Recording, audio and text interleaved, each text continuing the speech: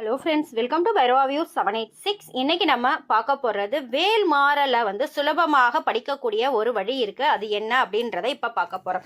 இப்போ வேல்மாறல் பாராயணம் நான் 365 நாள் தொடர்ந்து இடைவிடாத வேல்மாறல் பாராயணத்தை இப்போ தான் முடிச்சிருக்கேன். இந்த கந்த சஷ்டி விரதத்தோடு முடிச்சிருக்கேன். மறுபடியும் இப்போ நான் பஞ்சாமிர்த வர்ணம் அப்படின்ற ஒரு பாடலை பாராயணம் பண்ணிக்கிட்டு இருக்கேன். இப்போ என் கூட சேர்ந்து பாராயணம் பண்ண விரும்புகிறவங்க நீங்கள் கமெண்ட் பாக்ஸில் கமெண்ட் பண்ணுங்கள். உங்களுக்கு நான் எப்படி படிக்கணும் அப்படின்றதுக்கு தனியாக உங்களுக்கு தனியாக இது பண்ணுறேன். அடுத்தது இப்போ இந்த வேல்மாறல் பாராயணம் தொடர்ந்து முழுசாக முடிச்சுட்டேன். இப்போ நான் எப்பவுமே காயத்ரி மந்திரத்தையும் கூட சேர்த்து தான் பண்ணுவேன். ஏன்னா வேல் கிஃப்ட் கொடுக்கும் பொழுது ஒரு சில மந்திரங்கள் எல்லாமே சொல்லி அந்த வேலுக்கு வைப்ரேஷனோட தான் உங்ககிட்ட வேல் கிஃப்ட் கொடுத்துருக்கேன். இப்போ அந்த வேல் காயத்ரி மந்திரம் என்ன அப்படின்றத இப்போ நம்ம பார்க்கலாம். இந்த வேல் காயத்ரி மந்திரத்தை நம்ம சொல்லும் பொழுது இந்த வேல்மாறல் பாராயணத்தை முழுமையாக படித்ததற்கான பலன் உண்டு. ஏன்னா இந்த வேல் காயத்ரி மந்திரம் ரொம்ப சுலபமானது. நம்ம ஒரு நாளைக்கு 108 தடவை கூட சொல்றதுக்கான சாத்தியம் உண்டு. ஏன்னா இந்த வேல் காயத்ரி மந்திரத்திற்கு அவ்வளவு பலன்கள் இருக்கு. என்கிட்ட இந்த வேல் வாங்கின எல்லாருக்குமே நான் இந்த வேல் காயத்ரி மந்திரத்தை நான் சொல்லி கொடுத்துருக்கேன், எப்படி படிக்கணும் அப்படின்னு சொல்லிட்டு. அதை இப்போ உங்களோட ஷேர் பண்றேன். அந்த வேல் காயத்ரி மந்திரம் எப்படி படிக்கணும்ன்றத பார்க்கலாம். ஓம் ஜுவால ஜுவாலாய வித்மஹே கோடி சூரிய பிரகாசாய தீமஹி தன்னோ சக்தி பிரச்சோதாத். இது சக்தி தேவியுடைய முழு ஆற்றலிருந்து வந்த ஒரு வேல்.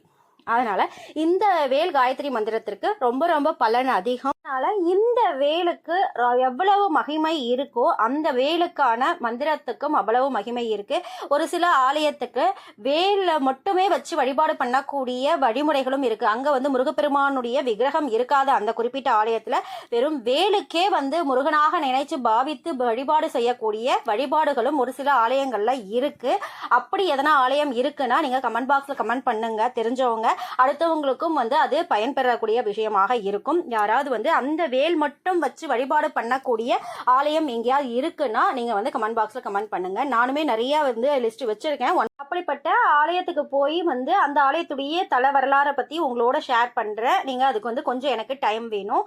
அது வரைக்கும் இந்த வேல் காயத்ரி மந்திரத்தை நீங்க சுலபமாக சொல்லிக்கிட்டு இருக்கும்போது அந்த வேலுக்கான வலிமை ஏற்படும். உங்களுக்கு ஒரு கவசம் போல இருந்து உங்களுக்கு காவலாக இருக்கும்.